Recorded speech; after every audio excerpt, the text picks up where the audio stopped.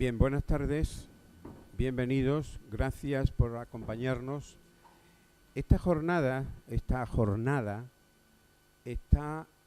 concebida como el inicio de unos talleres de escritura creativa que, organizados por la ACA y el Ateneo, se pondrán en marcha en los próximos días. Lógicamente, espero que reunir los 10, 12 o 15 interesados o interesadas para que podamos celebrar esos talleres, que ya nos pondríamos de acuerdo sobre horarios y demás. Y, lógicamente, los talleres van a comprender también actos similares al de esta tarde, en el que creadores confirmados con una obra extensa, válida, etcétera, nos expliquen su proceso creativo. Por eso hemos llamado a esta jornada como proceso de la escritura creativa. Y, lógicamente, me complace enormemente presentar este acto y tener conmigo a tan destacados escritores. Ahora diré un poquitín, porque relatar solo su obra ya sería muy largo, de cada uno de ellos. Es en el orden en que siguen. Tenemos a Manuel Rico, presidente de la ACE, de la Asociación Colegial de Escritores, a Rafael Ballesteros, a José Sarria y a Francisco Morales Lomas. De momento, y es posible que no venga porque tenía problemas de visita médica, Rosa Romojaro.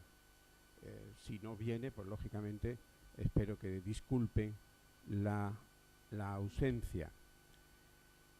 Y yo espero que tengamos respuestas a preguntas que podemos hacernos todos, tanto lectores como escritores. Por ejemplo, ¿cómo escoges o te sobreviene el tema para escribir? Una vez decidido el tema, ¿piensas en la técnica apropiada para su desarrollo? ¿O cómo seleccionas los elementos del desenvolvimiento, o sea, los materiales del desarrollo de esa creación? Otra de las cuestiones que espero que salga es: ¿tienes en cuenta a los posibles lectores? Yo recuerdo, por ejemplo, que si nos proponemos escribir para una literatura juvenil o una literatura infantil, tenemos que tener necesariamente en cuenta a esos lectores, y eso imprime naturalmente unas condiciones creativas. Lo mismo que quien se propone escribir un soneto tiene que respetar unas determinadas reglas. Y por último, si tienes en cuenta a estos posibles lectores, ¿cómo influyen o pueden influir en el proceso creativo? Lógicamente, estas cuestiones responden al esquema de un taller de escritura creativa. En un taller de escritura creativa, primero ponemos en marcha técnicas de evocación temática. A continuación, hablamos de unas técnicas o una técnica que se debe seguir como disciplina naturalmente del trabajo. Viene después la escritura y luego naturalmente la lectura, el comentario, la celebración normalmente de lo que se ha escrito. Y viene un último paso, que es la publicación, o por lo menos darlo a conocer a lectores, a personas ajenas a ese taller. Es un poco, naturalmente, el proceso de toda creación literaria. Nosotros aquí no vamos a hablar, naturalmente, del proceso de publicación, que sería otro tema apasionante, interesantísimo. Y sin más, pues brevemente diré que Manuel Rico empieza su labor literaria a principios de los años 80 y participa en un proceso de rehumanizador que se produjo naturalmente en la poesía española de aquellos años. protagonizada por la llamada generación del 68. Escribe, por ejemplo, por aquella fecha Poco importa romper con las alondras, en 1980 precisamente, El vuelo liberado del 86, Mar de octubre del 87, todo esto en poesía. Papeles inciertos, Muro transparente, Quebrada luz, La densidad de los espejos, Donde nunca hubo ángeles, De viejas estaciones invernales. Después, lógicamente, tiene antologías como, por ejemplo, Monólogo de Entreacto, con 100 poemas, escogidos de los libros anteriores, que se publica en 2007.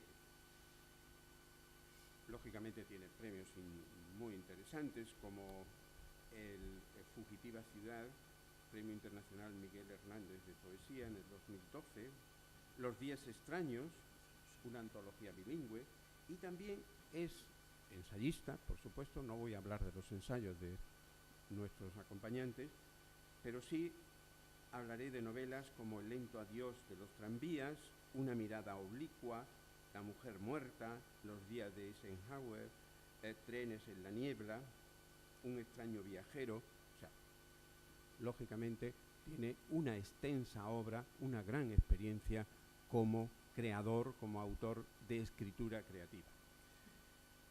Siguiente, Rafael Ballesteros, tiene también una gran obra y empieza en 1969, ¿no?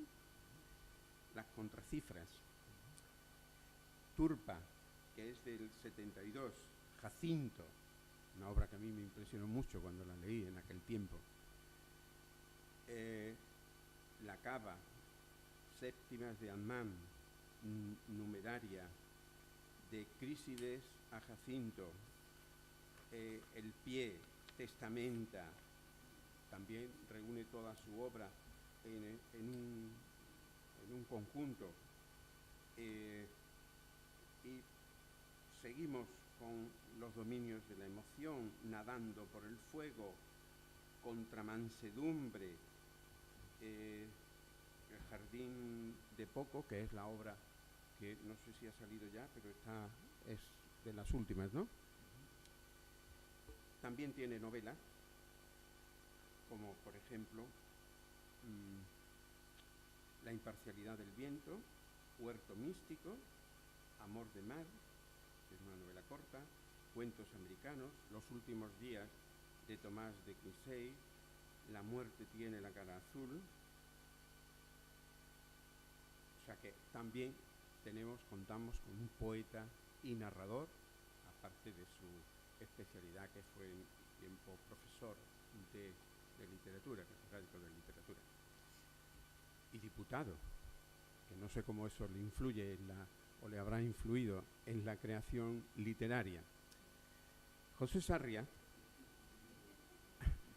fue miembro de la Junta de Gobierno del Ateneo de Málaga, y hoy estamos aquí en el Ateneo. Pertenece a la Asociación Andaluza de Escritores y Críticos Literarios, a la Asociación Colegial de Escritores de España, de la sección de Andalucía, es secretario de esta asociación, y también tiene una obra muy considerable, como en poesía, Prisioneros de Babel, La voz del desierto, Canciones sefardíes, Sefará, Tratado de amores imposibles, Inventario de la Sconfitte, que es una obra en italiano, traducida al italiano, Desde que llegaste, Inventario de derrotas. En narrativa tiene menos obra, tiene un relato breve, Los heraldos negros. Lógicamente tiene también textos poéticos, ensayos, repartidos en numerosísimas revistas literarias. Francisco Morales Lomas es el número 1 en cantidad de obras. Lógicamente, también sus obras están marcadas por una calidad significativa, que no desmerece naturalmente a los que me acompañan. Es presidente de la Asociación Andaluza de Escritores y Críticos, presidente y fundador de la Asociación Internacional de Humanismo Solidario, vicepresidente de la Asociación Colegial de Escritores de España, Andalucía, también vicepresidente de la Asociación de Dramaturgos, Investigadores y Críticos Literarios de Andalucía. Y a pesar de estos cargos o cargas, no sé lo que son, las dos cosas, ¿no? Pues tiene una numerosísima obra poética y narrativa, aparte, repito, de los numerosos libros de ensayo. El primer libro de narrativa lo tituló El sudario de las estrellas. Después habla de Juegos de goma, son libros de relatos. Candiota, ya es una novela. La larga marcha, El extraño vuelo de Ana Recuerda, Tesis de mi abuela y otras historias del sur, Un intruso en el cielo, Bajo el signo de los dioses, Cautivo y Puerta de Carmona. Constituye estas tres últimas una trilogía sobre Cervantes, el personaje Cervantes, no el autor. Bueno, es autor, pero lógicamente es Cervantes como autor, como personaje, perdón. En poesía, 20 poemas andaluces, Basura del corazón, Azalea, Senara, Aniversario de la palabra, Tentación del aire, Balada de Motlava, Salumbre, La isla de los feacios, Eternidad sin nombre, una antología Tránsito, Noche oscura del cuerpo, El agua entre las manos, La última lluvia, Elogio de la rutina, Puerta del mundo.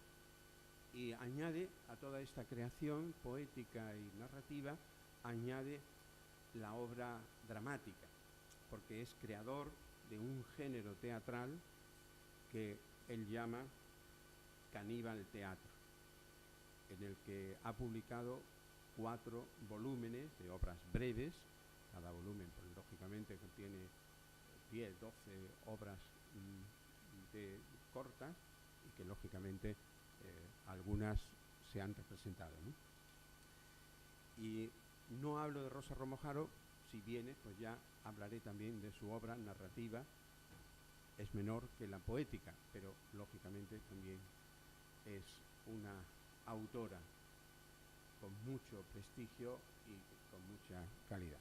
Así que muchísimas gracias porque me acompañan en esta mesa, gracias a vosotros y, lógicamente, siguiendo el orden en el que estamos sentados, toma la palabra Manuel Rico. Muchas gracias. Hola, muy buenas tardes a todas y a todos. Muchísimas gracias a Antonio García Velasco, a la Asociación Colegial de Escritores de la Sección Autónoma de Andalucía y, por supuesto, al Ateneo de Málaga. La verdad es que cuando he visto el programa, el diseño de la mesa, he visto que efectivamente hay un cierto grado de informalidad, lo cual puede hacer más atractivo el debate entre los que estamos en la mesa y posteriormente con el público. Y por tanto yo voy a hacer referencia a los 3 puntos esenciales, que eran, en primer lugar, los motivos que impulsan a escribir, en segundo lugar, las fuentes de inspiración y, en tercer lugar, las técnicas adecuadas, si son necesarias, si es necesaria la técnica para escribir. Yo creo que hay una premisa básica, al menos la ha habido para mí cuando me he planteado escribir literatura, y es que es algo misterioso el hecho de que una persona un buen día decida escribir poemas, o decida escribir un cuento, o decida escribir una novela. Y así lo viví yo. Era una sensación, una ansiedad en un determinado momento, que era cumplir con la necesidad de escribir. Es decir, que no tiene ninguna explicación racional y es más bien algo que tiene bastante que ver con la magia, entre comillas. ¿Por qué lo digo? Porque yo empiezo a escribir cuando tenía 14 años, pero porque un buen día llega a mis manos un libro de Juan Ramón Jiménez, creo recordar que eran las arias tristes o las pastorales, y de pronto yo me encontré con que experiencias que había vivido en un pueblo de vacaciones en verano, en un pueblo de Soria, pues de pronto me las encontraba en poemas que describían paisajes, atardeceres, vuelta de los pastores digamos al pueblo, y lo había escrito un poeta, y entonces yo me acuerdo que me dejó asombrado, y por tanto había algo en esos escritos de Juan Ramón Jiménez que me hacían revivir toda aquella experiencia.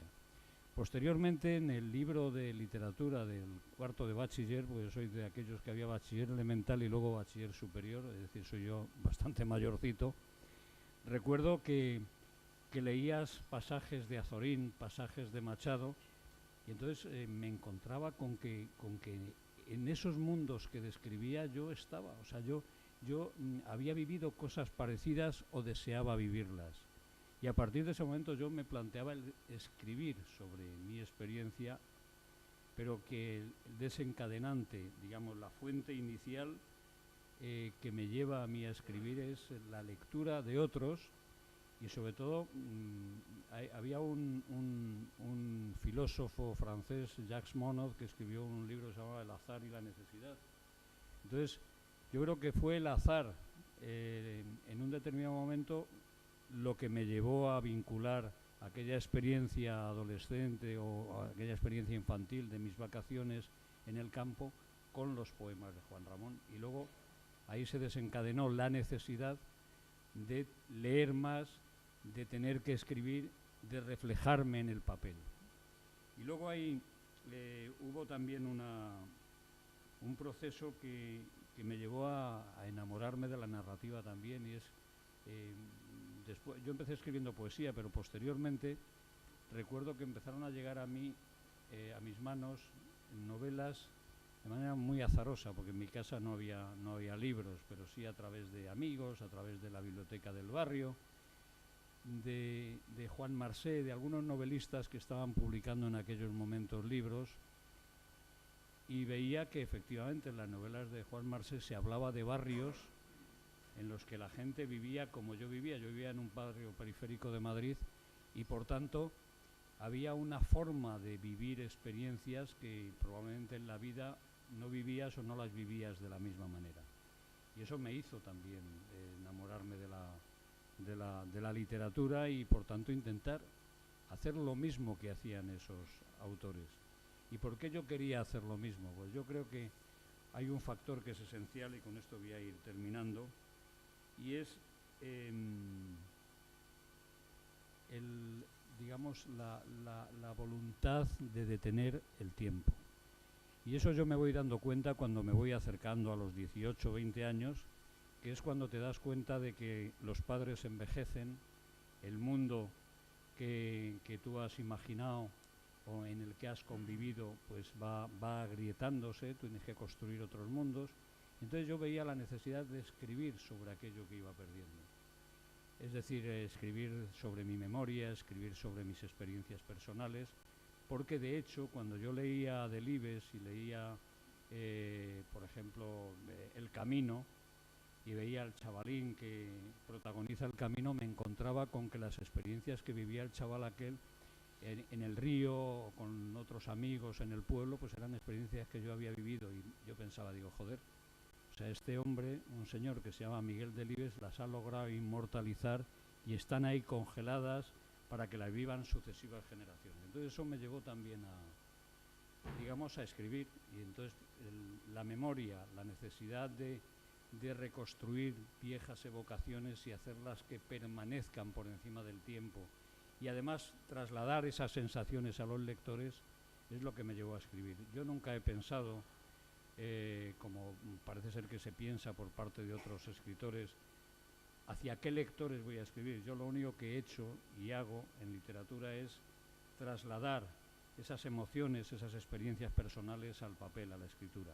Y por último, lo esencial es que eso cobre una forma, es decir, es evidente que entre un texto periodístico, un fragmento en el que se cuenta una historia, y un texto literario, hay todo un proceso de artificio, de buscar las mejores palabras, buscar las palabras que no se hayan dicho juntas en otra ocasión, y sobre todo transmitir ese misterio, ese temblor que hay en la literatura que te hace enamorarte de un texto y a lo mejor tirarte una noche dándole vueltas a un libro o a un poema que has leído. Entonces yo creo que, digamos, ahí está el misterio que intentan traspasar los talleres literarios. Un taller literario en el fondo y una escuela de escritura en el fondo es, digamos, un mecanismo para aprender técnicas, pero que las técnicas, si no incorporas el alma, si no incorporas esa magia que tiene la literatura, pues se queda en técnica, se queda en mera descripción. Y yo diría que es eso lo fundamental. Probablemente a lo largo del debate podremos hablar más detalladamente, pero yo os he contado mi experiencia y creo que si alguna virtud tienen este tipo de mesas redondas es que contemos nuestra experiencia, porque de ahí se aprende mucho más a veces que de la técnica meramente descriptiva. Nada más.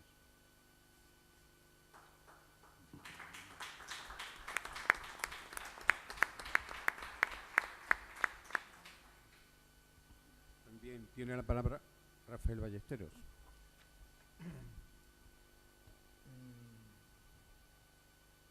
Yo he intentado reflexionar en los tres apartados que ha señalado Rico desde la perspectiva de la hora, no desde la perspectiva del nacimiento, de lo que me obligó, lo que me indujo a escribir literatura, a hacer literatura, sino cómo veo yo esas tres preguntas desde ahora, desde la experiencia de ahora. Porque para mí es también importante, porque ya sabemos todos que la exigencia de expresar lo que uno piensa ahora, cuando escribo esta mañana, o intento escribir esta mañana, me parece que tenía para mí un interés, espero que también para vosotros y vosotras.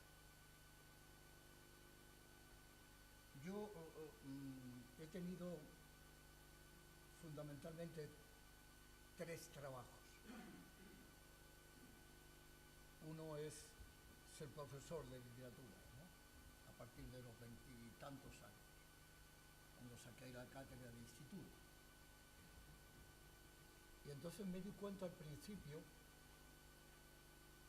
que me creía saberlo todo, sinceramente. Acababa de sacar la cátedra, estaba naturalmente muy orgulloso de mí mismo. Me creía que sabía toda la literatura del mundo y que no había prácticamente deficiencia en los planteamientos que yo tenía de la dinámica de la literatura. Y cuando fui haciéndome mejor profesor, me di cuenta que para el alumno era tan interesante que el profesor supiera mucho como que también dijera lo que no sabía. Y por tanto yo era siempre una mezcla de esa actitud.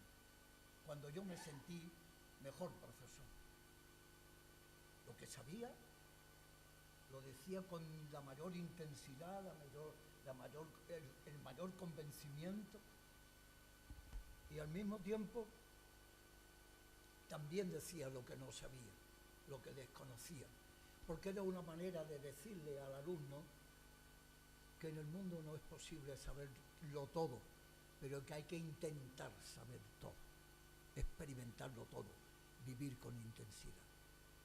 Y me parecía una manera pedagógica de tratar la literatura.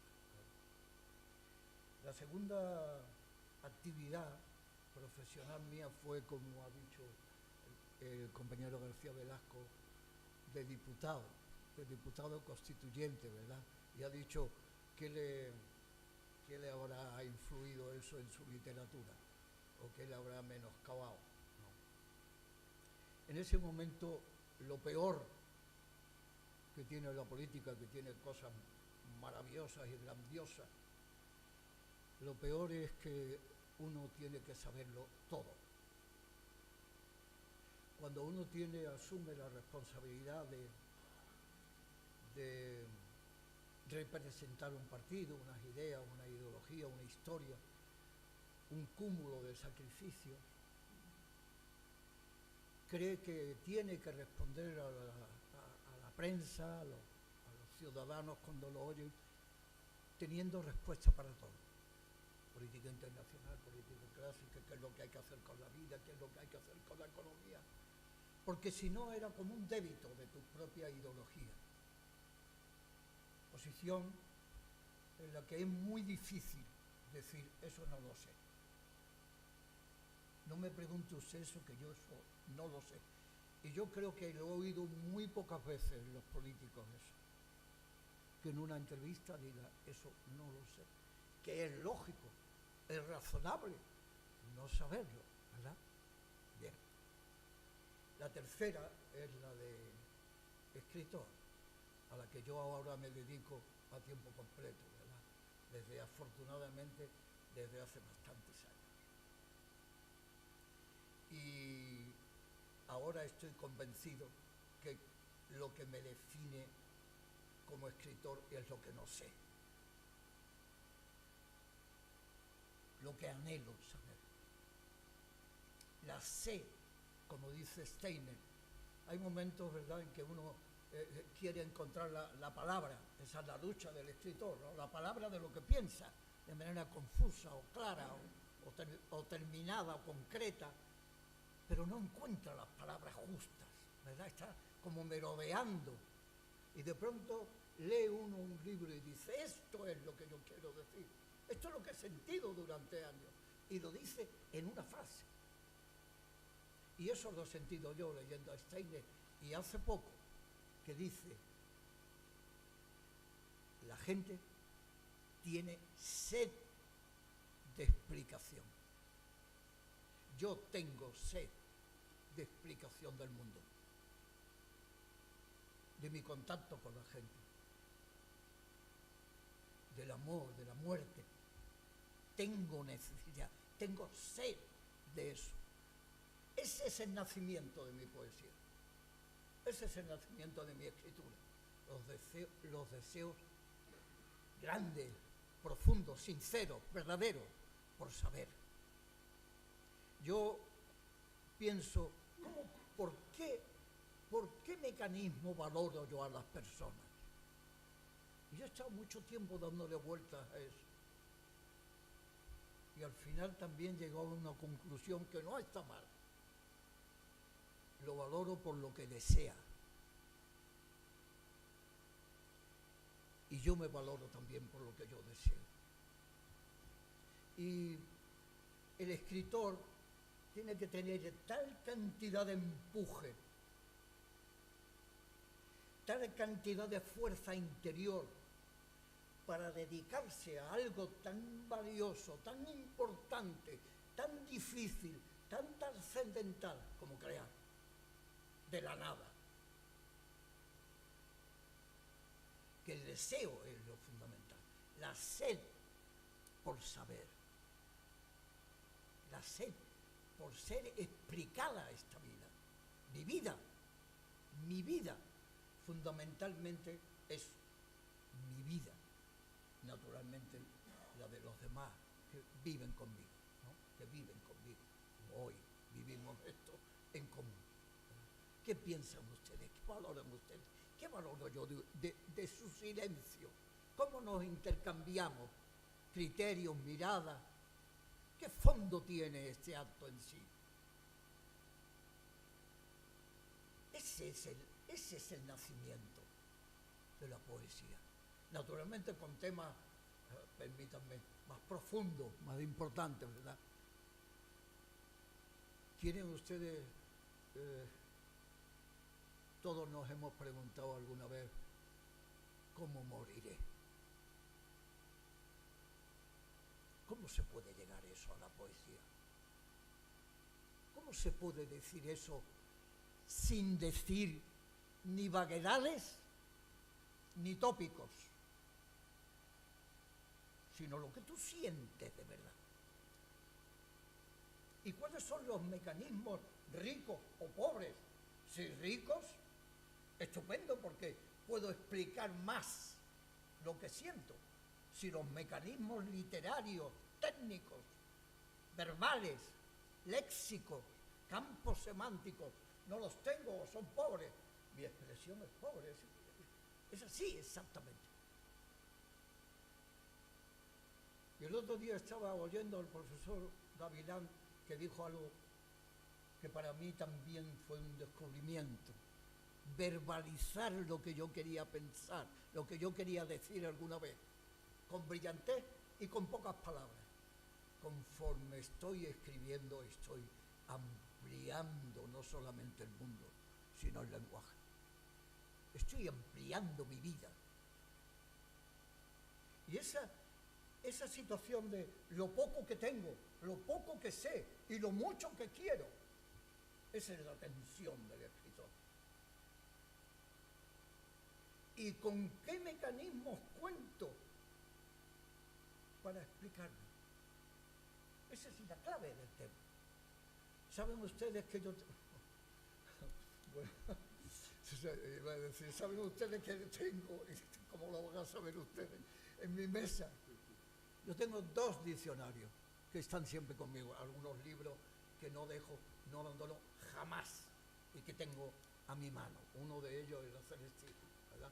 Y cuando no sé qué pensar de la vida, leo eso, esa belleza, esa profundidad, esa humanidad, esa fuerza, ese mecanismo, ese temblor, como decía, ese clamor interno que tiene la palabra de Fernando de Rojo.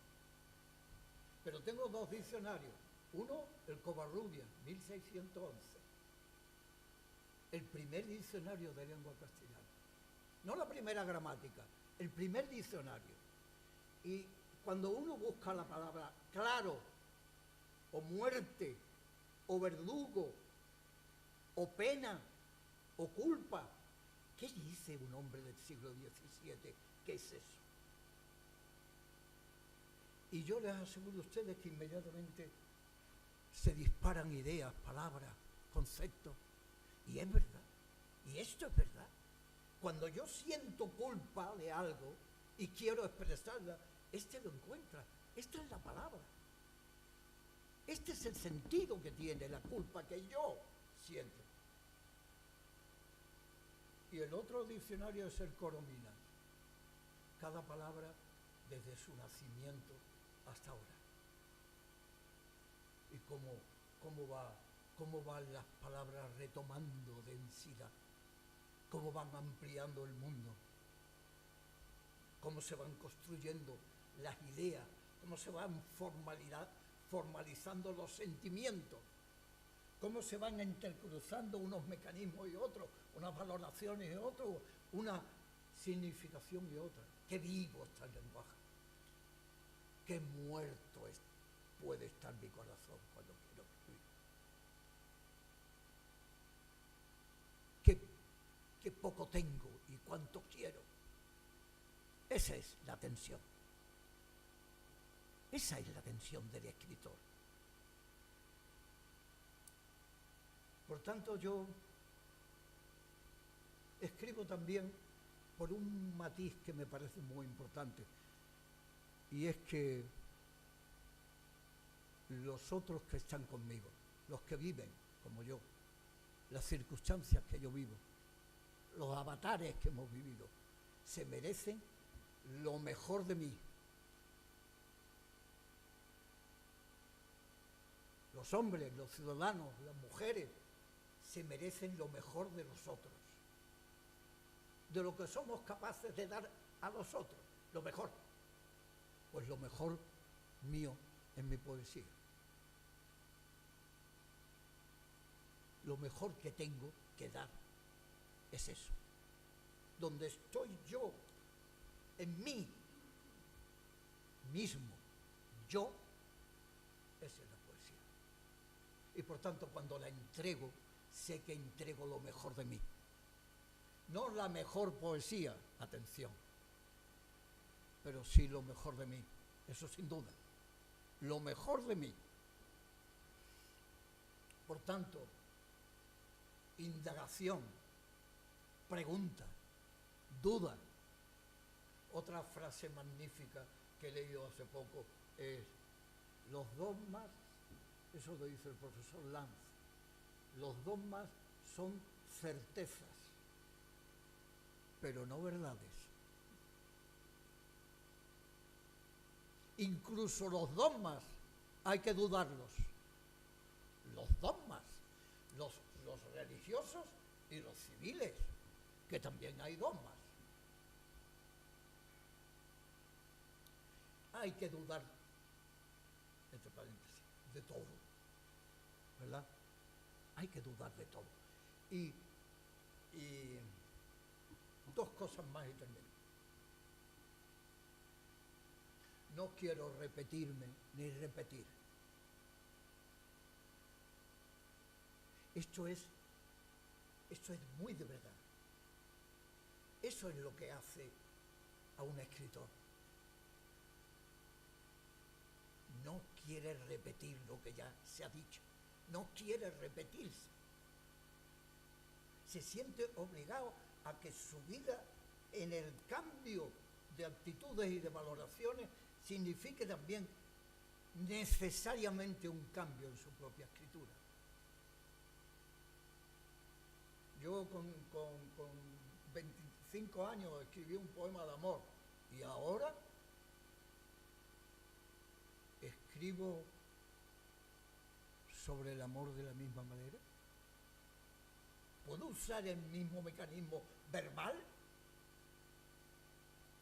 ¿Tendré que buscar otras opciones expresivas que sirvan para expresar lo que ahora siento y no lo que sentí hace 30 años?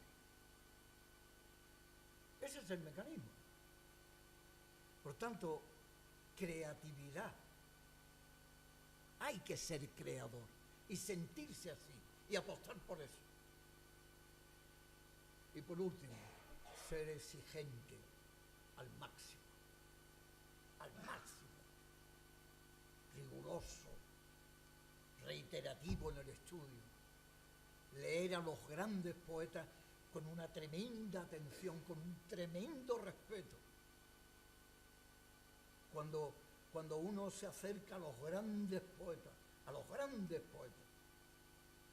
y los lee con cuidado, con atención, con silencio, con el máximo de los respetos, cómo aflora el pensamiento, la vida, el lenguaje, cuántas lecciones te da.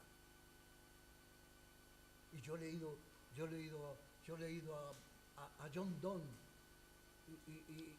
y he dicho, esto es la expresión del amor, ¿no?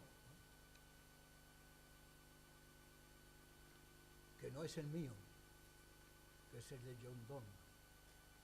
Yo tengo que encontrar mi fuerza para expresar el mío.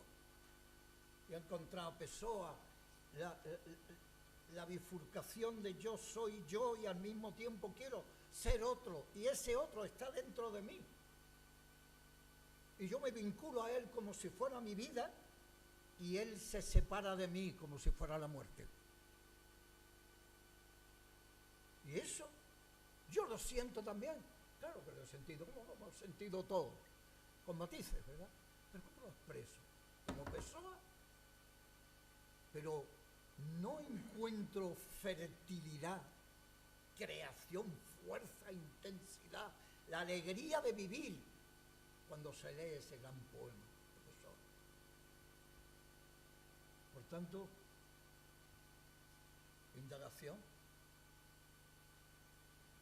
duda, creatividad y exigencia. Muchas gracias.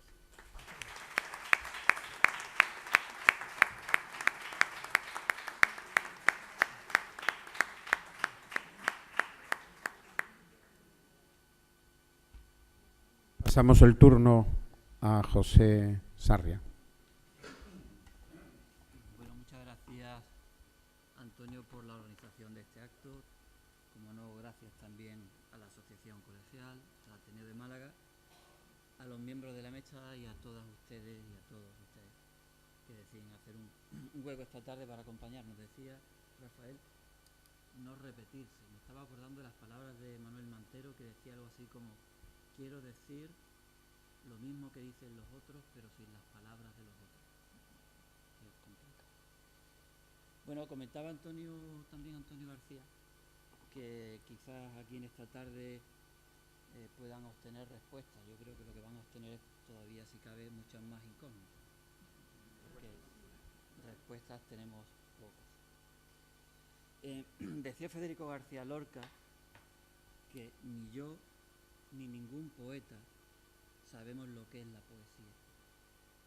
Y añadía Leonard Cohen que la poesía viene de un lugar que nadie controla y que nadie conquista. A lo largo de los siglos han existido muchas intenciones por teorizar acerca de qué es lo que es la poesía o el arte poético. Yo creo que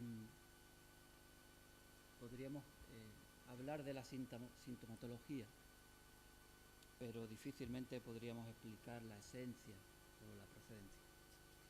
Creo que es Juan Gelman quien, de alguna manera, con su poema final, que les voy a leer, porque es quizás la mejor manera para mí de intentar explicar qué es esto de la poesía. Y dice Juan Gelman: la poesía no es un pájaro, y lo es. No es un pulmón, el aire, mi camisa, no, nada de eso.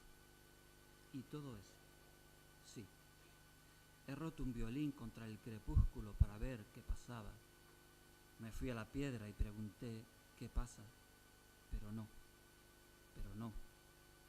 aún no. ¿Me olvidé acaso del pañuelo aquel donde gira en silencio un vals antiguo? No lo olvidé.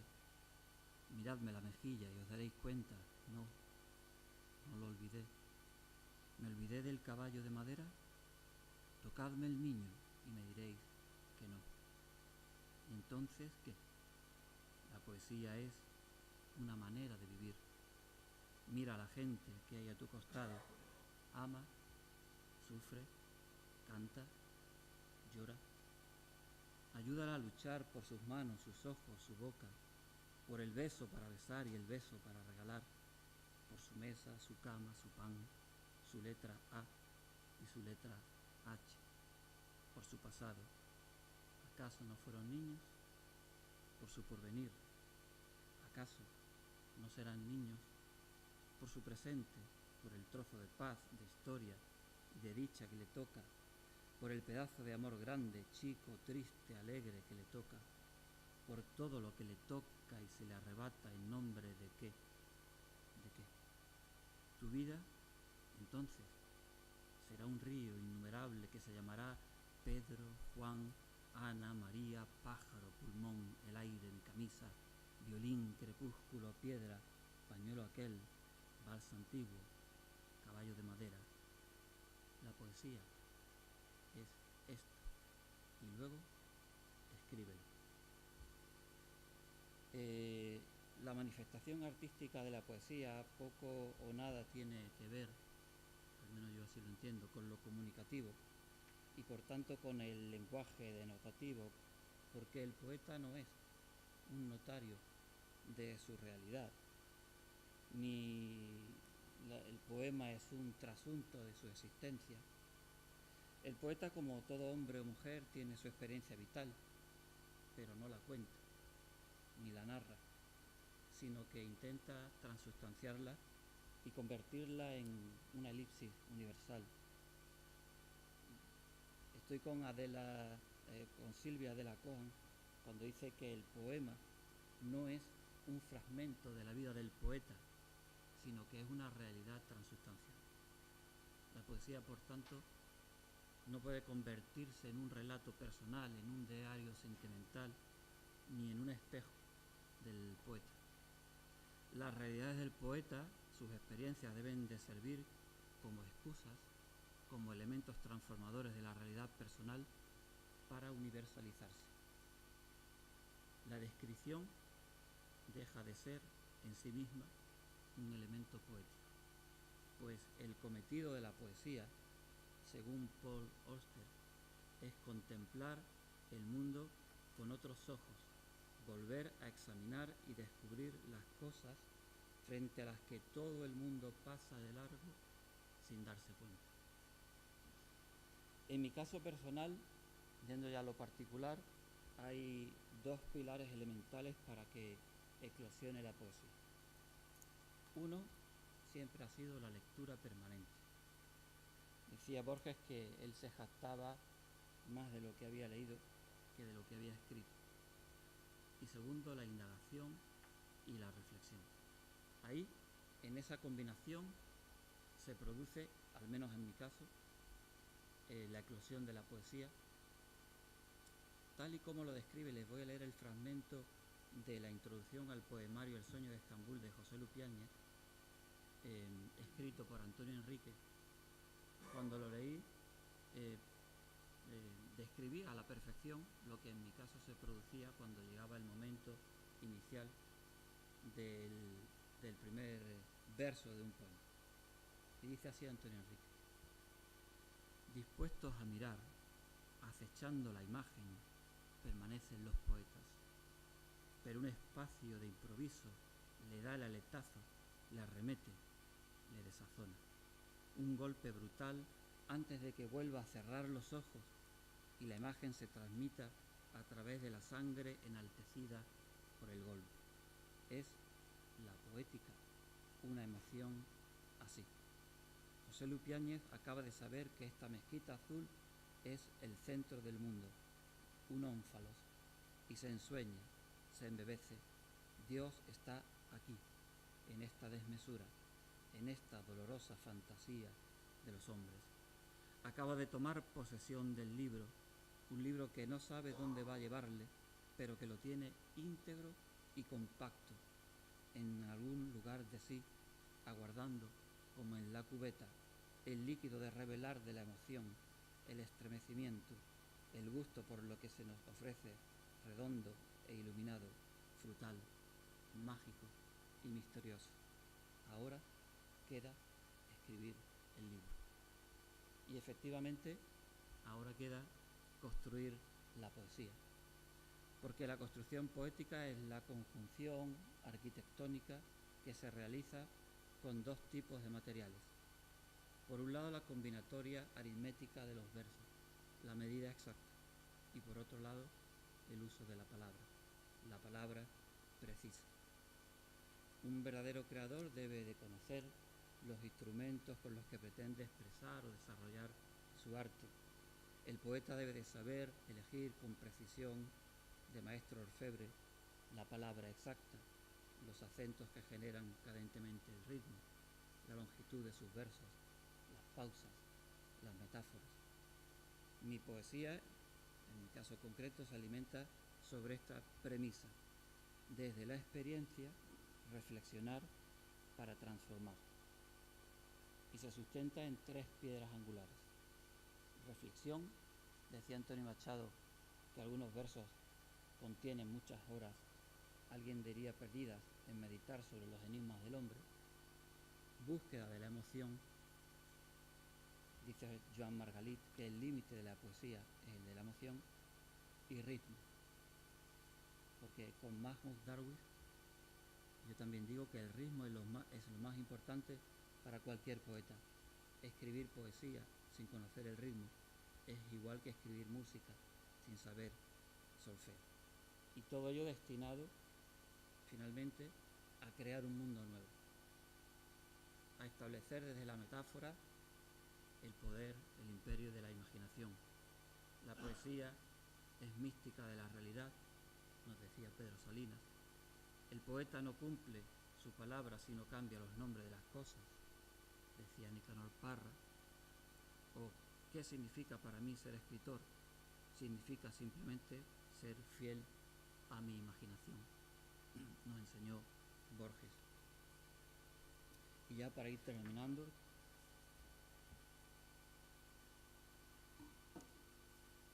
para dar unas pinceladas sobre las temáticas, en mi caso concreto, y después de deambular por algunos territorios inhóspitos, estoy con Jorge Riesman cuando dice que la vida carece de sentido sin resistencia al mal.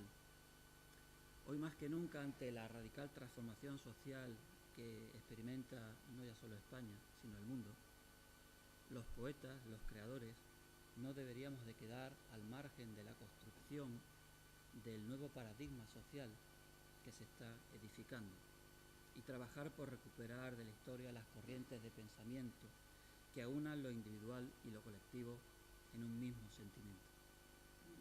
Ya fue Rafael Alberti hace algunos años quien nos advertía que no es más hondo el poeta en su oscuro subsuelo encerrado.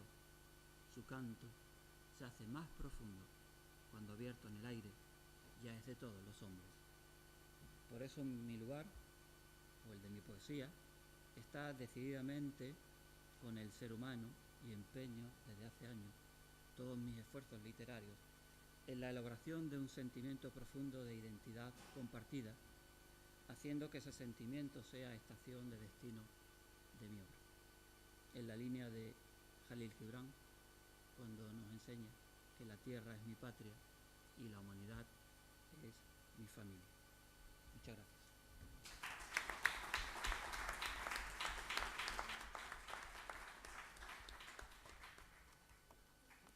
Bien, toma la palabra Francisco Morales Lomas. Bueno, ya, buenas tardes. Yo creo que ya después de todo esto ya está todo acabado, está todo dicho ya, ¿no? Bueno, pero voy a añadir unos cuantos anexos, si me permiten. Una obra literaria, desde mi punto de vista, al menos desde el punto de vista que lo he querido yo abordar siempre, tanto desde el ámbito de la poesía como del teatro o de la narrativa, tiene una base fundamental que es una construcción estética, evidentemente, pero sobre todo y fundamentalmente una construcción moral.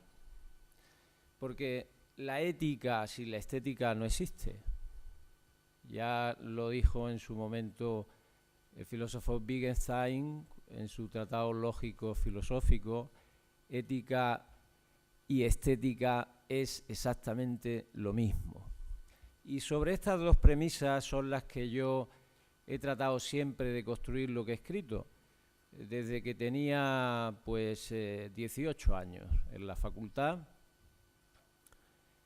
Mi primer libro de poesía se titula 20 poemas andaluces, porque realmente es el reflejo de lo que muchos vivimos en aquella época de transición que fue la emigración a Francia. Y eso estaba presente ahí. Aunque la poética que se hacía entonces, que era la poética de los novísimos, no tenía nada que ver con eso. Sin embargo, estaba ahí presente porque había dos conceptos fundamentales siempre, y siempre lo he llevado, que son el concepto de la ética y de la estética. La ética, como decía Heidegger, que es lo que nos hace entrar dentro del ser, y la estética, que es ese conjunto de apariencias, de formas, en palabras de Genslew, lo que sería la semiótica del texto o la teoría del significante según Saussure, que nos permite conducir el texto con palabras. La palabra es un instrumento fundamental. La retórica dicendi que decía Cicerón, o la retórica simplemente que decía en su arte poética Aristóteles, es la base de la creación de cualquier obra literaria. Y el escritor, cualquier escritor que se precie de eso, tiene que saber, obviamente, conocer los instrumentos, la retórica. Lo mismo que un albañil conoce cómo tiene que poner los ladrillos para que la casa no se venga abajo. Y esto a veces es algo que se olvida. Y entre otras cosas también porque, como decía Wittgenstein, en cierto modo lo ha citado antes Rafael, los límites de ese lenguaje mío propio van a ser siempre los límites de mi mundo. Hoy día lee uno muchas veces una poesía insulsa de lugares comunes, de expresiones que son completamente cotidianas, que aburren a cualquiera. Todos parece que dicen exactamente lo mismo. Se ha perdido un elemento fundamental que ha habido siempre en la literatura, que ha sido el culto por la palabra bien dicha, el uso de la palabra exacta, el peso de la palabra. Eso se ha perdido, desgraciadamente. Cuando existe un escritor que tiene ese gusto por la palabra, dice, no, este es un escritor barroco, pero en sentido de despreciarlo, cuando realmente eso debería ser la base de cualquier escritura, no digamos de la escritura poética.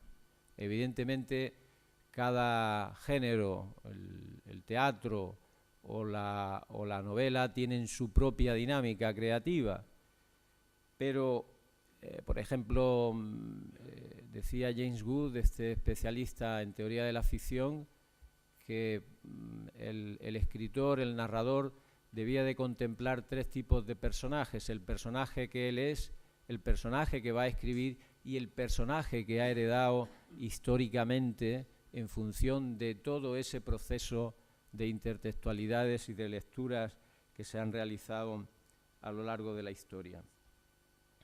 Es evidente que estos 2 elementos sobre los que debe de pivotar la creación, que son en definitiva el uso de la palabra, el peso de la palabra, la selección de la palabra, y en esa construcción de ritmo, de acentuación, etcétera, son elementos determinantes. En mi tesis doctoral, precisamente, yo he hablado del sistema rítmico en la poesía de Valle Inclán, porque el ritmo, el acento, la rima está determinando también las significaciones. El significante está determinando también una postura ante el mundo. Y eso lo sabía muy bien Flaubert, y lo sabía muy bien Fernando de Rojas, y lo sabía muy bien Shakespeare. Por eso cuando leemos a Flaubert sabemos que es Flaubert, y cuando leemos a Shakespeare decimos esto es de Shakespeare, y cuando leemos a Fernando de Rojas decimos esto es de Fernando de Rojas o de Cervantes o de Quevedo. Allí están ellos presentes. Eso es otro elemento con el que coincido, que lo han dicho aquí. Hay una necesidad en el escritor, tiene que haber una necesidad en el escritor de originalidad. Evidentemente, la originalidad es algo complejo. La originalidad no significa que no exista una historia de la literatura que está sobre nosotros. Hay una serie de textos o de intertextos que nosotros hemos leído a lo largo de la historia y no podemos olvidar. Evidentemente no se trata de eso. Yo tenía un amigo cuyo padre se dedicaba a escribir poesía y decía que no leía nunca poesía. Y yo le preguntaba, pero bueno, si usted quiere dedicarse a la poesía, ¿cómo que no lee poesía? Y dice, porque no quiero copiar a nadie. Bueno, eso es llevar el absurdo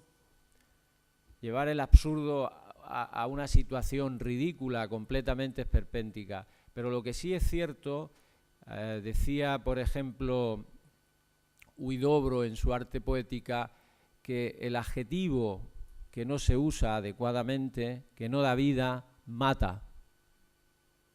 Y este ejemplo del adjetivo que da vida o que no da vida, mata, debe de llevarse en general al ámbito del significante, al ámbito de lo que es la construcción poética, al ámbito de lo que es la semiótica del texto.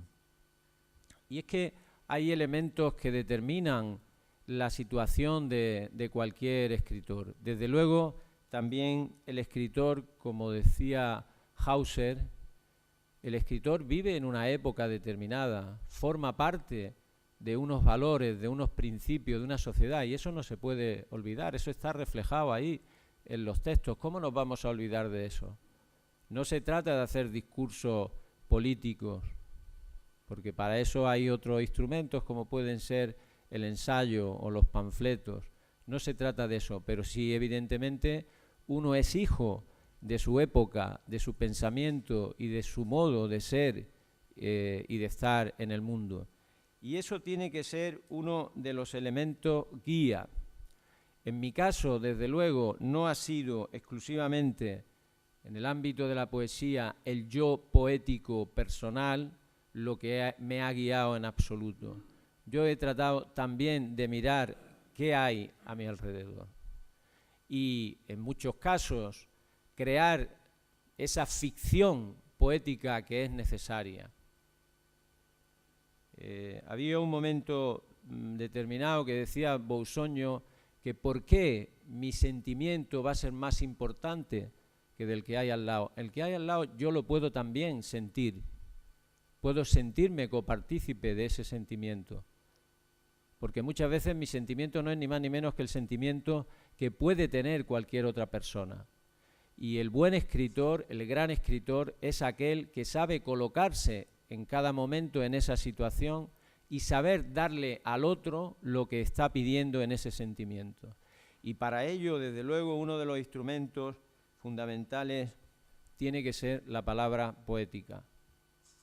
Y no el solipsismo literario muy habitual durante el romanticismo decadente de contemplarse continuamente las heridas como si fueran las únicas heridas del mundo, las heridas del poeta como las únicas heridas del mundo.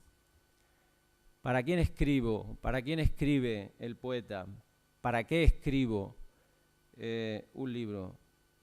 Desde luego no como pasatiempo, ni mucho menos como un instrumento de evasión, en mi caso, porque considero que tiene que haber siempre un compromiso del escritor, un compromiso no ya solo con la sociedad en la que vive, sino también un compromiso con la palabra. Había un pensador cínico que decía sobre el tema del compromiso que los escritores comprometidos harían muy bien en casarse. En casarse. Bueno, era divertido, pero desde luego demostraba ser un auténtico reaccionario, de no haber entendido para nada lo que es el concepto de compromiso. Porque en primer lugar ese compromiso, ya digo, tiene que ser con la palabra. Decía Cortázar que fundamentalmente el compromiso tiene que ser con esa palabra y hacer o intentar hacer una buena obra literaria. Pero añadía él también un mensaje que no sea solamente literario, porque si no estaríamos siempre dándole vueltas al mismo instrumento de elaboración. En cualquier caso, la construcción poética es, pues, una construcción de la belleza en el sentido, belleza en mayúscula, en sentido literario, pero la belleza, como decía Kant en su crítica del juicio, la belleza es algo moral también, es un instrumento moral. Y en esas vías fundamentales son en las que se tiene que mover el escritor, en las que yo trato de moverme, unas veces con más acierto y otras con menos, desde luego, pero en cualquier caso son principios que no son de ahora. Yo recientemente, en los últimos 20 años, se habla de humanismo solidario, pero desde mi primer libro de poemas hay humanismo solidario, y desde mi primera obra de teatro, que fue precisamente una sátira sobre el golpe de Estado de Tejero, pues estaba presente ese humanismo. Y a partir de ahí, todo aquello que tenga que ver con el cuidado del lenguaje será el instrumento, la retórica necesaria. Y de ahí que coincido con mis compañeros, un elemento fundamental es la lectura. Lo que decía la cita de Borges, que acaba de decir Pepe Sarria, es fundamental. Me enorgullezco de lo que he leído más que de lo que he escrito. Muchas gracias.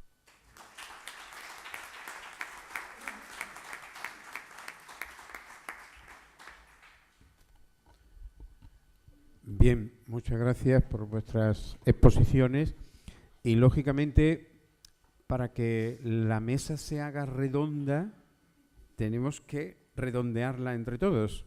Así que, por favor, intervenciones para redondear esta mesa. Antonio, ¿me vas a permitir una cosilla antes? Sí.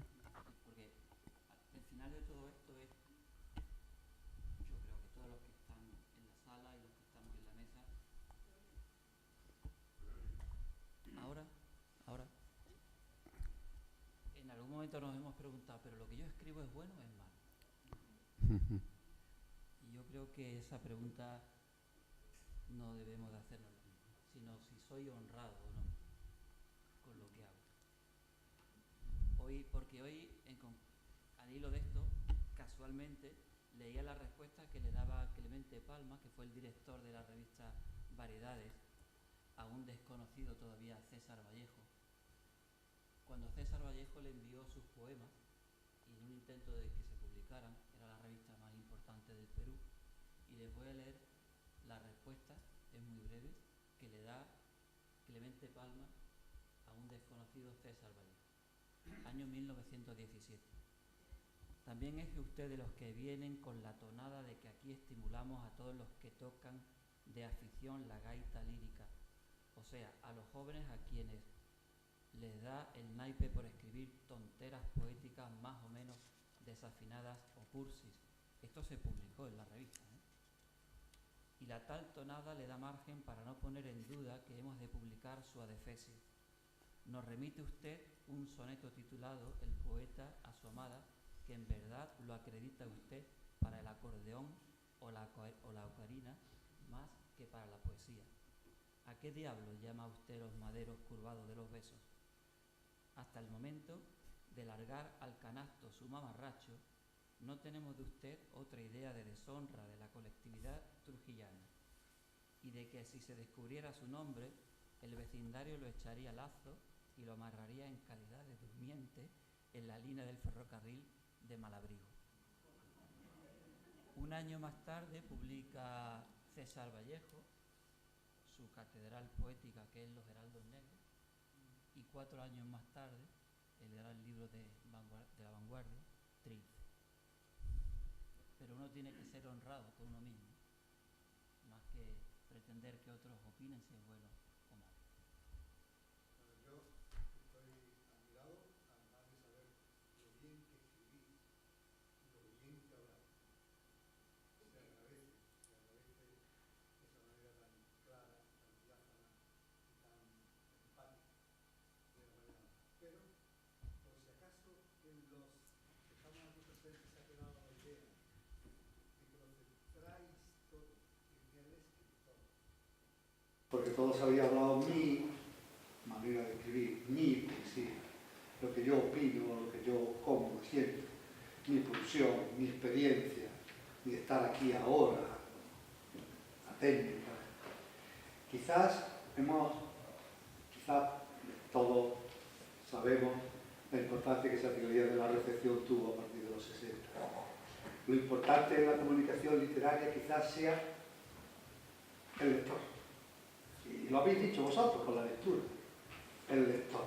Es el lector el que rehace con su capacidad, con su competencia. Michel Rifaterre le llama archilector. Ese lector con una competencia que hace que se valore, que no solamente comprenda, sino que se interprete bien la obra. Y no me refiero al crítico, me refiero al lector cotidiano, naturalmente. Y yo creo que ahí está el kit de la cuestión. Tenemos que, cuando escribimos, no es que estemos pensando en un lector concreto, obviamente, si estamos escribiendo una literatura infantil, estamos pensando en los niños. Si escribimos una literatura juvenil, si Rafael Ballester escribió Amor de Mar, yo formé parte del tribunal que se le dio el premio en Rincón de la Victoria. Y creo que hay que pensar en la forma. Y que esa forma que el escritor le imprime, ese dominio de la palabra, llegue a un lector universal. Ese archilector debe ser un lector universal. Si no pensamos en que nuestra obra que escribimos llegue a un lector lo más universal posible, estamos solamente en plasmar nuestros sentimientos, lo dejamos hermético, lo dejamos cerrado, sin proyección. Bueno, esto es por intervenir. Bueno, sobre eso, por ejemplo, decía Tolstoy que si quieres ser universal, habla de tu aldea. Por ejemplo, estos días le hemos dado el premio de novela a Antonio Soler. Antonio Soler habla de su aldea y puede llegar a ser universal en Japón o en Estados Unidos hablando de Málaga. Entonces, el secreto es ese, el crear un discurso en el que tú realmente vibres, sientas, vea que aquello es tuyo y seas capaz de llegar a uno que está a varios miles de kilómetros de distancia. Lo mismo que puede suceder con muchas de las novelas, por ejemplo, de Kesamburo Oe, ¿no? Que son espacios que para nosotros son espacios completamente desconocidos, pero hay allí una fuerza y una energía que nos contagia, que nos llega. Y igual puede suceder con Macondo en un momento determinado. Aquí que se vea no hay ninguna selva, ¿no? Pero en un momento determinado nosotros nos sentimos parte de esa selva porque allí hay una esencia, una sustancia que nos contagia. Y evidentemente yo creo que eso, el elemento fundamental ahí es esa identificación del escritor con la raíz, con la esencia, con su lugar, con su sitio, con el espacio donde habita, donde vive, donde siente, ¿no? Bueno, están por allí. Yo quería decir algo, también para animar un poco la cuestión. Sí, que quería decir algo para animar la cuestión. Decía, a colación de lo que decía este señor, Umberto Eco en su obra Lector in Fábula, decía que la obra no se termina hasta que no cae en manos del lector y el lector la refabula. Pero de todas formas yo opino que nunca falta el lector, porque el propio escritor es el primer lector de su obra. Hay una cita, hay una anécdota que voy a contar, muy breve, creo que es Rödinger, el premio Nobel, que le decía a su amigo Hans Bethe, que también era premio Nobel, le dice, estoy pensando escribir mis memorias, pero no para publicarlas, sino para que Dios se entere cuáles son los hechos. Entonces Hans Bethe le pregunta, le dice, ¿tú no crees que Dios sabe cuáles son los hechos? Y le dice Rödinger, sí conoce los hechos, pero no conoce esta versión de los hechos. Entonces, quiero decir que esto es un círculo vicioso, esto de nunca acabar, ¿no? Habría que quizás remodelar el concepto creación y hablar siempre de recreación, porque es un proceso interminable, ¿no? Es un bucle, ¿no? Interminable. En fin, cierto, era para calentar un poco el motor, ¿no? Que me ha encantado oírlo a todos. Mi amigo Rafael, en su apasionado discurso, ha dicho algo que no termino de entender. Creación de la nada. Primero quería decirle algo al profesor. El problema me parece clave para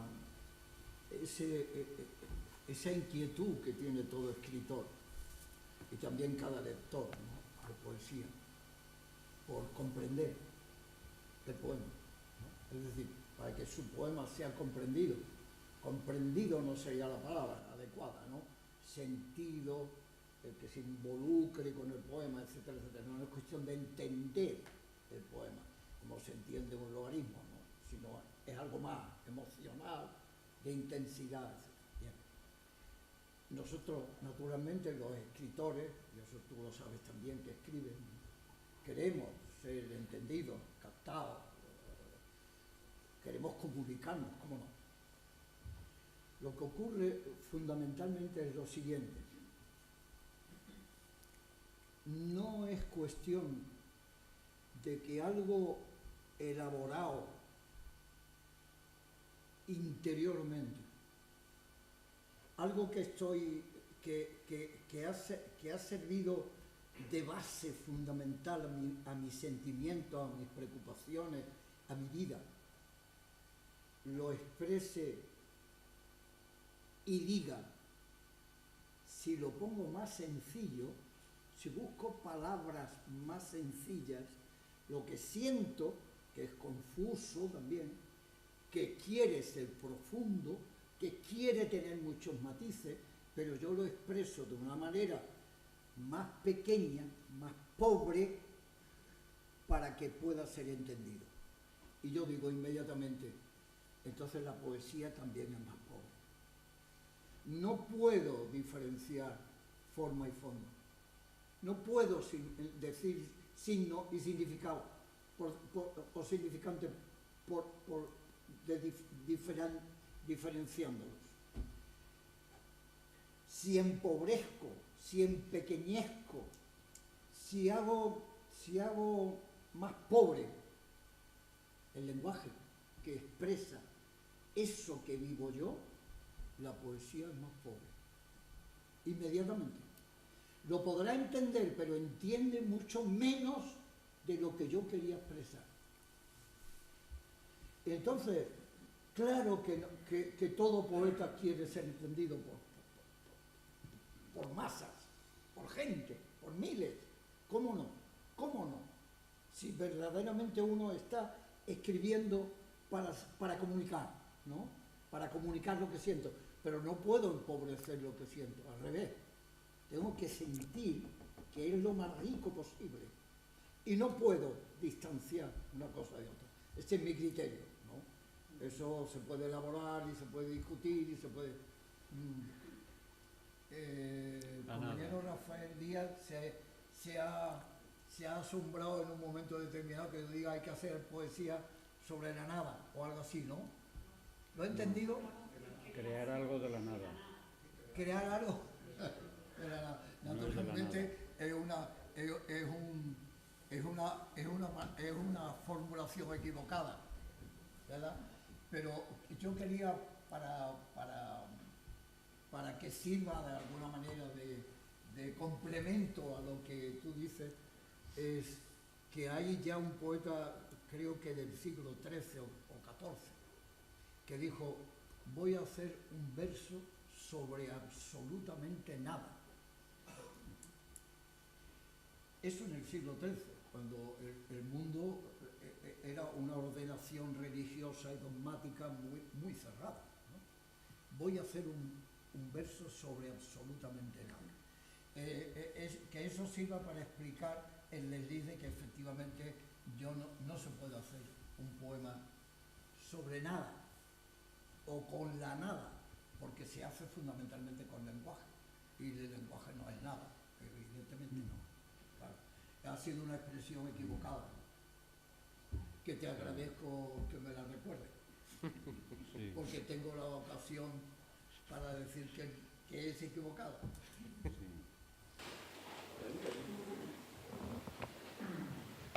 Yo querría casi volver al inicio de esta mesa colectiva, planteando un tema esencial que flotaba aquí y no flotaba: la diferencia entre poesía y literatura.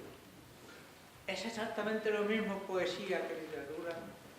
Estamos hablando de dos fenómenos donde incluso los mecanismos cerebrales, que me refiero al análisis que hay, a los estudios que hay, no del inconsciente freudiano, sino más recientes, ¿no? Intuyen que los mecanismos por los cuales se crea la poesía son unos mecanismos no exactamente idénticos, diferenciados. Y esa diferencia estaba ya en la poética clásica entre poesía y literatura. La poesía está movida por el deseo. La poesía es, creo yo, desde mi punto de vista, una forma de concupiscencia, una especie de internamiento en ese inconsciente o consciente, o entre inconsciente y consciente, que lo he dicho aquí, para citar a Juan Gelman, cuando en uno de sus maravillosos poemas termina diciendo que cuando verdaderamente el poeta sabe lo que ha querido decir es cuando ha terminado el poema. Cuando leo el poema entero, cuando leo el poema completo, es cuando me entero de por dónde he ido. No es una búsqueda consciente, ni mucho menos matemática. No se puede planificar un poema, porque la palabra nos conduce por derroteros que nosotros no teníamos provistos. ¿Cuántas veces Paul Valéry ya lo ha dicho, ya lo dijo con algo de ironía? Dios nos concede la primera palabra. Esa primera palabra que estuvo Reina María Rilke buscando en las elegías alduino y que tardó 10 años en encontrar el primer verso. A partir de aquí es donde se encadena esa especie de concupiscencia en el sentido de Kierkegaard.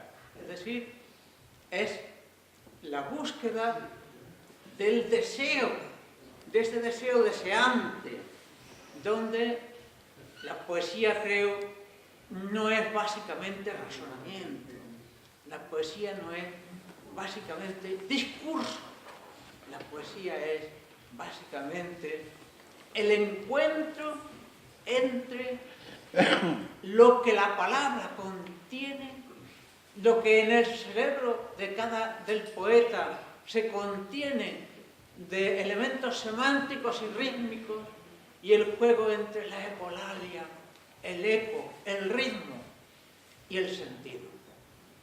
Es una búsqueda en la niebla. La poesía es una búsqueda en la niebla. Es donde me quería quedar.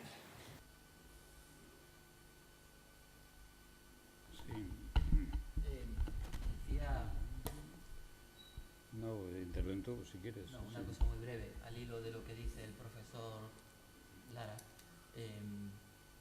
Creo recordar que Pedro Salinas dice que el poeta es un descubridor de fracturas en las palabras. Y al hilo de eso, Julio Uceda, en su último libro, que se llama Escrito en la corteza de los árboles, creo que en el prólogo, dice que los poetas buscan el silencio que existe en los huecos de las palabras. Esa mística que experimenta el que escribe poesía es lo que creo que está intentando trasladar, y creo que sabemos de lo que hablamos, ¿no? Porque en el fondo yo opino que la poética o la poesía es la más elevada de las expresiones literarias y que tiene mucho que ver con una especie de mística cívica. Sí. No sé qué queda, tenemos justamente representado la dificultad y el silencio. Yo creo que se puede planificar un poema perfectamente, lo que ocurre que luego los planes se desbaratan en el proceso de elaboración del poema, claro.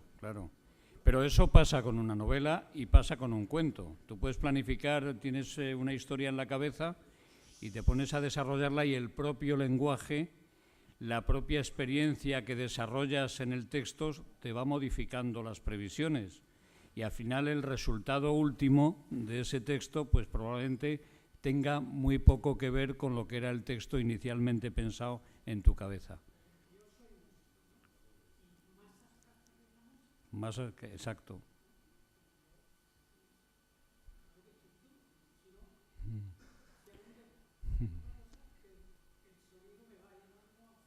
Claro.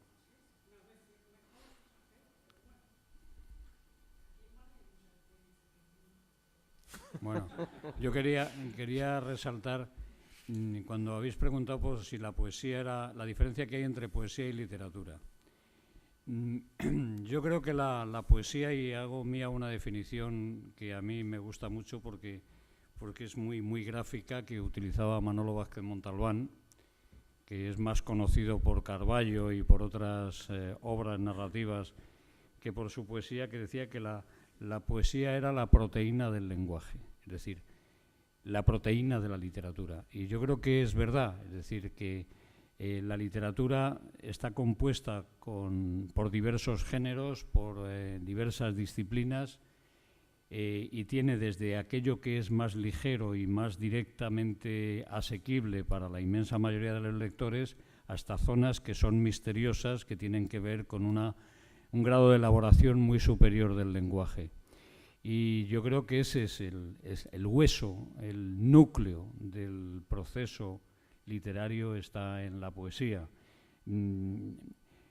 Eliot dijo que la poesía era, digamos, la fusión de o el cruce de lo intemporal con el tiempo. El tiempo es la palabra significante de una determinada época, pero pasa a ser poesía en la medida en que se hace intemporal. Y yo creo que hay dos definiciones que se han digamos, establecido ya para los siglos de los siglos, que son de Antonio Machado: la poesía como palabra en el tiempo y la poesía como honda palpitación del espíritu.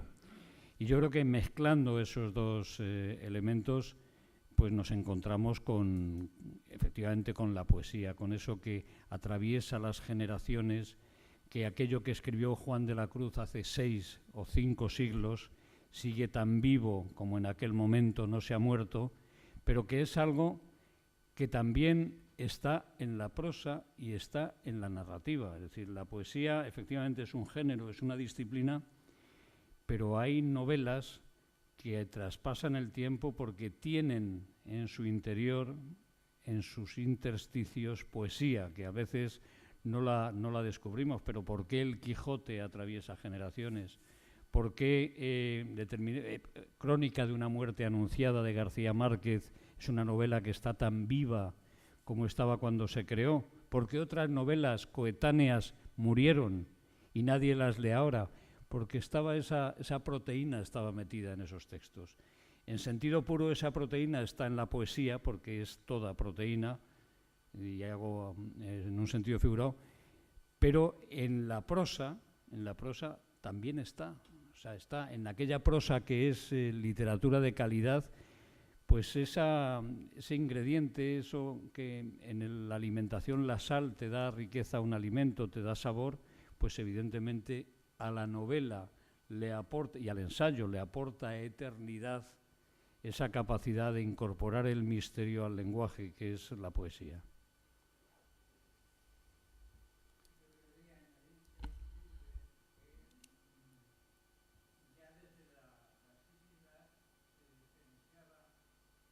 Inspiratio poética y otro tipo de escritura. Quien no está poseído de la inspiración poética no podrá nunca escribir poesía. Esta diferenciación tiene que ver con algo fundamental. El poeta tenía que ser un gran almacén de memoria. No se podía ser poeta en Grecia sin conocerse a Homero completo, a Homero completo. Y los grandes poetas eran, pongamos por caso en España, Lope de Vega o Quevedo, hombres de una memoria prodigiosa. El Laurel de Apolo, por ejemplo, de Lope de Vega, está lleno de citas que son incorrectas. ¿Por qué? Porque estaba citando de memoria a decenas y decenas de poetas. Este es el sentido en el que yo quiero apartar la función tan importante que la memoria tiene en la creación poética, y ese sentido también intuitivo, pero al mismo tiempo de internamiento en lo desconocido, que la poesía tiene. Pero a veces pesa más lo intuitivo, ¿eh? Con 18 años, Claudio Rodríguez escribe Don de la ebriedad, que me parece un libro, es una obra maestra que ha atravesado el tiempo y que está tan viva como cuando se escribió. Y tenía 18 años, es decir, tenía una formación literaria muy limitada, y además él lo ha reconocido en muchas ocasiones. O Perito en Lunas, de Miguel Hernández, es un libro escrito en estado de gracia. Entonces, yo creo que junto a ese conocimiento y esa memoria, que no en todos los casos está, pues hay un componente que yo le he llamado antes mágico, es, digamos, la destreza y la capacidad y el talento, que probablemente está incorporado en los genes, que puede tener un determinado poeta. Otros incorporan más el trabajo, la memoria, la lectura, pero hay poetas que Rimbaud, en la edad en que escribió su primera obra, es decir, son poetas que han incorporado un estadio de conciencia que es misterioso para muchos, vamos, al menos para mí es misterioso, como Claudio Rodríguez escribe con 18. Bueno, con 18 años es cuando se presenta en la Donés y lo gana, pero probablemente estaba escribiendo ese libro desde los 16 años. Entonces hay un componente que está en toda buena poesía que no logramos explicar, y por muchos teóricos que ha habido y muchos profesores de literatura que ha habido, eso no se ha podido explicar todavía. O sea que, bueno, decía, ¿quién era? Hellman, la poesía es el lugar más calcinado del idioma. No tiene explicación racional, pero yo creo que lo entendemos. Y claro, es muy complicado. Yo querría hacer una pregunta. Bueno, muchas gracias a todos por la intervención. Estoy encantado, estoy disfrutando, supongo que la mayoría de la gente también. Yo cuando se habla de tema de literatura y de creatividad, siempre entiendo que estamos utilizando un instrumento o algo para conseguir transmitir. Pero creo que nos ha hablado de realmente lo importante, creo yo, que quizás sea cómo gestionamos nuestras emociones, porque en realidad la palabra la utilizamos para describir lo que nosotros pensamos o cómo vemos nuestra realidad, pero cómo somos capaces de interiorizar y de saber lo que realmente pensamos. Pues intentando verbalizarlo, intentando explicarlo mediante el escrito. Hay una inmensa mayoría de los ciudadanos, de la gente, que no se plantea eso, no se lo cuestiona, pero hay una parte que sí se plantea qué es lo que está pensando. Yo estaba pensando antes en un ejemplo. Yo soy de los poetas o de los escritores que escribe fundamentalmente intentando inmortalizar experiencias vividas o experiencias concretas. Pero, por ejemplo, yo ver a tengo 2 nietos recientes, pero 2 nietos. Entonces, ver a mi nietecilla, pues en un momento determinado digo, es que tengo que inmortalizar este momento, esta experiencia que estoy teniendo yo al ver a mi nieta, cómo se mueve, cómo empieza a dar sus primeros pasos, la tengo que inmortalizar. Entonces, no solamente es una razón de lenguaje, es decir, que hay toda una serie de experiencias personales, pues el ver a un trabajador en el metro, que le ves con el aspecto humilde, pues eso lo llevas a un poema y te sale un poema social, pero hay un momento inicial, en mi caso, yo no sé, en otros funcionan otros mecanismos, que te lleva a querer hacer inmortal esa experiencia, ese momento concreto. Es en el amor, es en el paisaje. Y yo creo que ahí está el misterio de la poesía. El que tiene una vocación pictórica lo traslada en un lienzo y el que tiene una vocación musical lo traslada en la música. Nosotros trabajamos con las palabras y, bueno, yo creo que la emoción inicial está ahí. Y la vocación de eternizarla también está en el poeta. Y hoy, lo que ocurre es que hoy en la poesía hay mucha poesía, muchos poetas que a base del verso libre y el verso más oscuro, Rafael ha dicho que si se hace sencillo pierde, se hace pobre, la palabra pierde naturalmente pobreza. Pero hay muchos poetas que a base de palabras rebuscadas no acaba entendiéndolo nadie. Yo recuerdo cuando el pino vacial umbroso y núbil se esquilorcia en la síntesis del prono, hay un agio omnímodo de estratos que involucra la estroncia en perifurcis. Lo cual es clave. Pero lo contrario a eso puede ser, hoy estoy muy triste, porque mi sobrina está enferma y claro, no encontramos el médico apropiado. ¿Verdad? Sí, claro.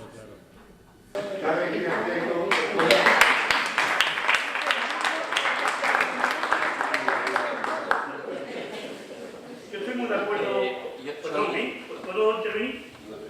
Estoy muy de acuerdo con todo lo que se ha dicho, especialmente con lo que ha dicho este señor que está a mi lado, y me ha parecido fascinante. Y yo creo que todo esto que se ha dicho se resume, y posiblemente se está hablando mucho de poesía, porque todo se resume en el primer verso.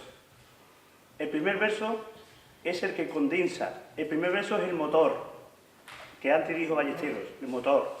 Todo lo que hablaba este señor, el primer verso. No en balde, Rosa Chacel creo que fue la que dijo que habría que escribir un poemario solo de primeros versos. En el caso de Góngora, cerrar podrá mis ojos la postrera sombra que me llevara a Blanco Día, es el último. Perdón, que veo.